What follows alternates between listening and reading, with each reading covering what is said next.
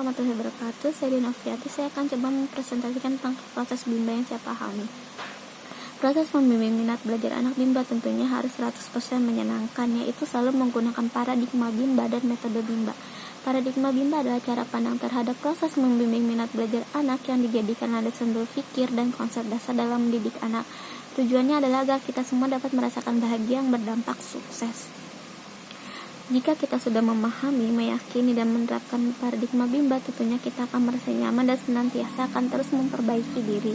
Dampaknya kita akan merampas hak anak dan akan mengubah konsep dasar dalam berpikir, yaitu akan merubah konsep dasar bimba dengan menjadikannya les baca, yaitu berpotensi pada hasil bukan pada proses. Jika kita menerapkan paradigma bimba, tentunya prosesnya harus 100% menyenangkan. Selain menggunakan paradigma bimba, kita harus selalu menggunakan metode bimba. Di dalam metode bimba terdapat dasar hukum, yaitu hak anak dan teori psikologi dalam pendidikan. Hak anak itu sendiri adalah hak untuk bermain dan hak untuk mendapatkan pendidikan, seperti yang tertulis di dalam 7 nilai dasar bimba ayat kedua, bahwa setiap anak adalah anugerah dari Tuhan yang Maha Kuasa yang dititipkan pada setiap orang dewasa. Jadi, kita sebagai orang dewasa yang dititipkan anak dari Tuhan, maka kita harus selalu menjaganya.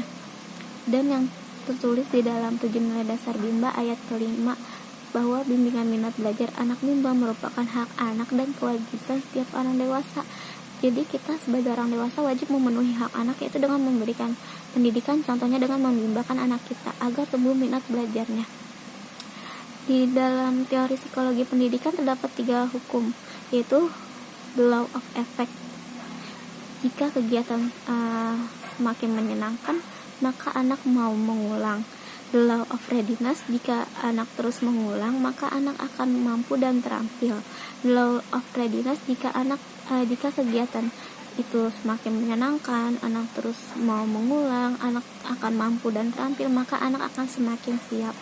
Di dalam bimba terdapat 3 metode utama dan 1 metode pendukung, yaitu metode utamanya fun learning, adalah kegiatan proses belajar yang wajib 100% menyenangkan. Tidak adanya paksaan anak untuk belajar. Tujuannya adalah agar tumbuh minat baca dan belajar anak secara intrinsikik, tidak ada paksaan dari orang tua atau orang dewasa. Kita sebagai motivator wajib menciptakan suasana kegiatan yang fun learning atau 100% menyenangkan, agar nanti anak menyukai kegiatan tersebut dan mau mengulang, maka anak akan tumbuh minat belajarnya. Yang kedua adalah small step system, yaitu kegiatan prosesnya harus secara bertahap sesuai dengan kemauan dan kemampuan anak, karena tidak semua anak kemauan dan kemampuannya sama.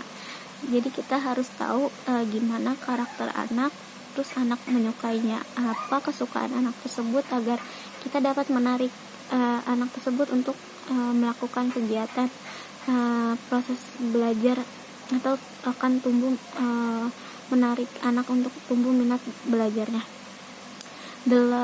Yang ketiga adalah individual system, yaitu anak berperan aktif dalam kegiatannya, anak dijadikan subjek. Jadi kita sebagai motivator bisa memberikan motivasi kepada anak agar menarik anak tersebut. Tujuannya adalah tidak mungkin small step system atau bertahap jika prosesnya secara klasikal.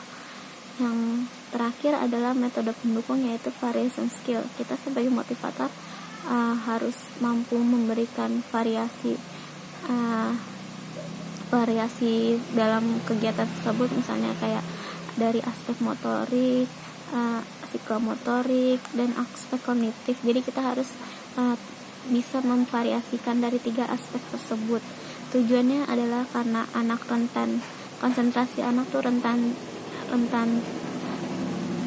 tergoda, terus anak tuh cepat bosan. Jadi kita tuh biar anak tuh nggak cepat bosan, biar anak tuh terus tertarik dalam kegiatannya tersebut.